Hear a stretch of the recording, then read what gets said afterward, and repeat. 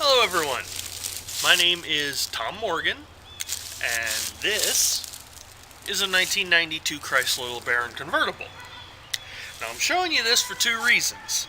One, since I am going to be asking for money from the public here, and I am going to be running one of these crowdfunding campaigns, I want to show you I do not drive a big fancy car. I don't have a Corvette, I don't have a Lamborghini. This little convertible with the duct tape on the roof is what I drive.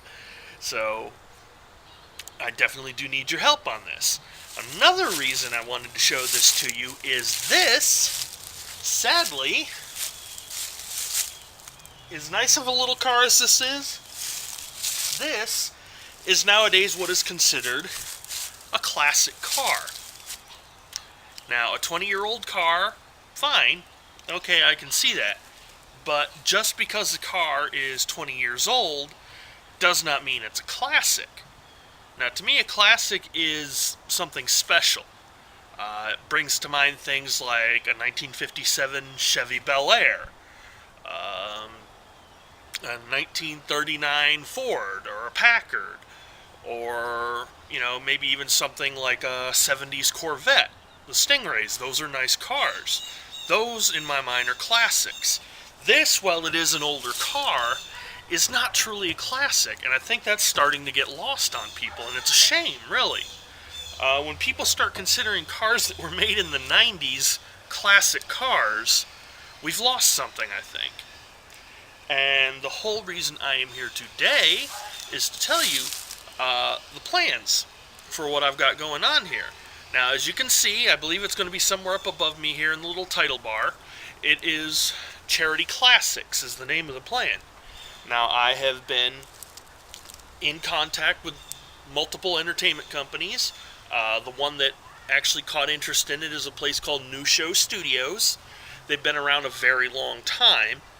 They actually worked with the show Father Knows Best back in the 50s. So they are legit. They've been around. They are willing to go on this, but of course, like any entertainment company, they don't work for free. And so what I need from you guys is help.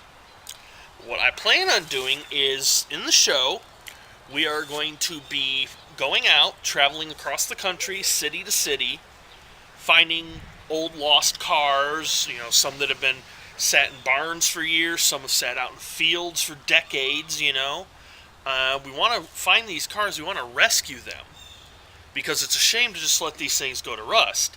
My own father went out and bought a 1939 Packard when I was a little kid, and he was so happy. I even remember the day he came in with a little hand-painted grill ornament, just so excited, carefully unwrapping it in cloth to show me, what he had gotten done. He was so happy for this little ornament.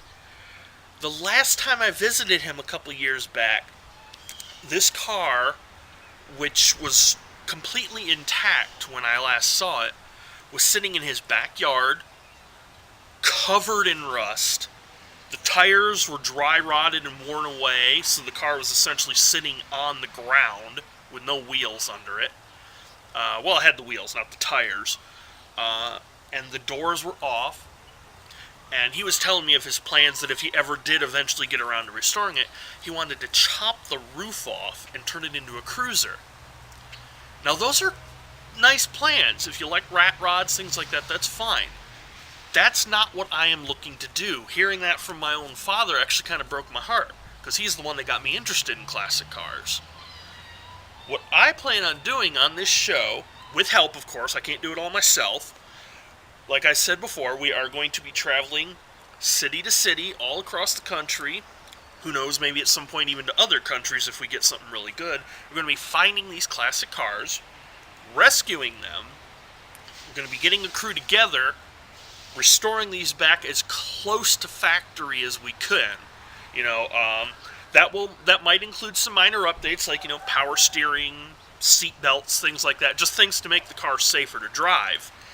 But other than that, we are going to get the car as completely close to original as possible. We're not going to be doing flames down the side. We're not going to be jacking up the wheels. We're not going to be slamming it down so that, if you hit a pothole, it tears out your undercarriage. We're not going to be doing any of that. like I said, as original as possible.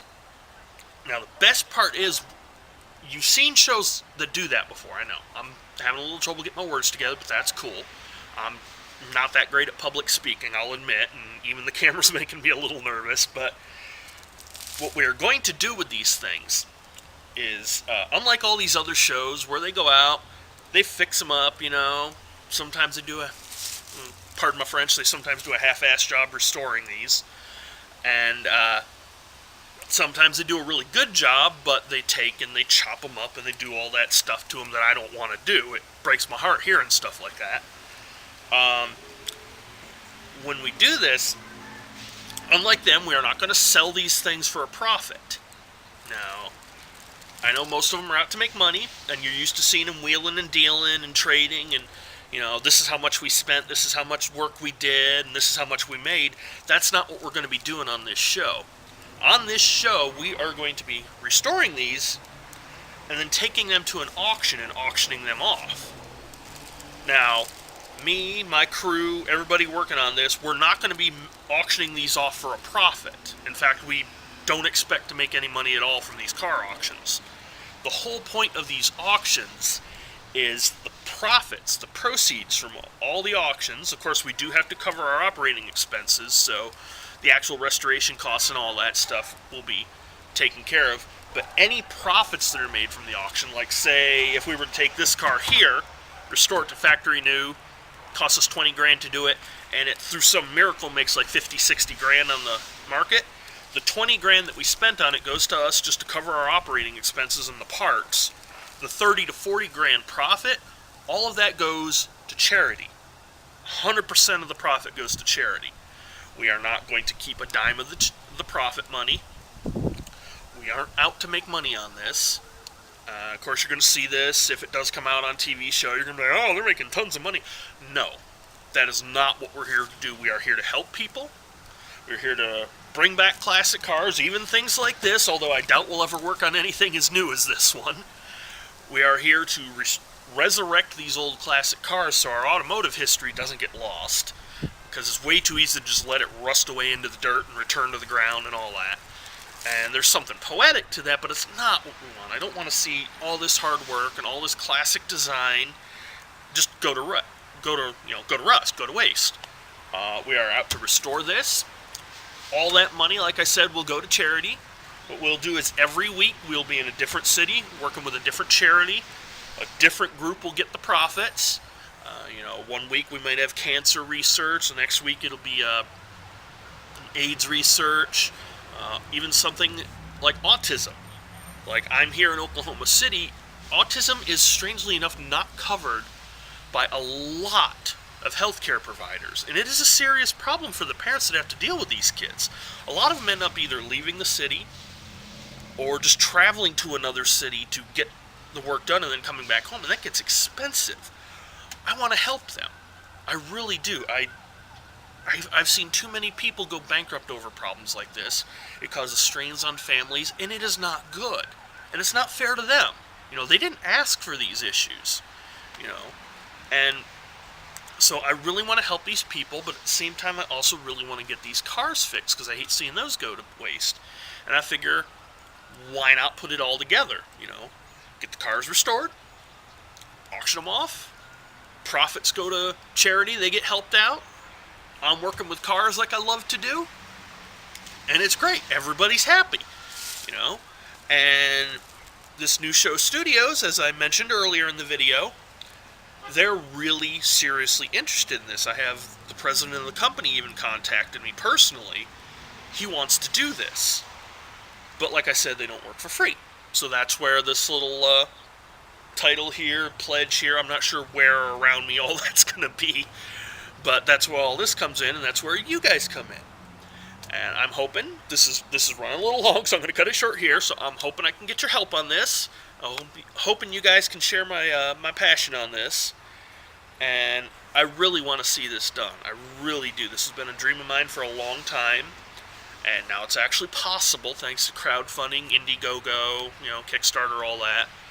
And I really want to see this done, and I hope you guys would like to see this done too. So for now, I'm going to stop talking because you're probably sick of hearing my voice after all this. And go ahead and check out the little rewards here that I believe will be over on this side here next to me. Go ahead and check all this out. If anything there sparks your interest, go ahead and make a pledge. Even if all you can do is $1, that's great. You know, you'll still get like a thank you email from me. I'll be very happy with that. And, you know, we just want to help people, okay? We're not out to make money. We just want to help the people that need it. And we really do. And thank you guys for listening to me ramble. I hope to see you guys out there someday. And thank you again. All right. Bye-bye now, everybody.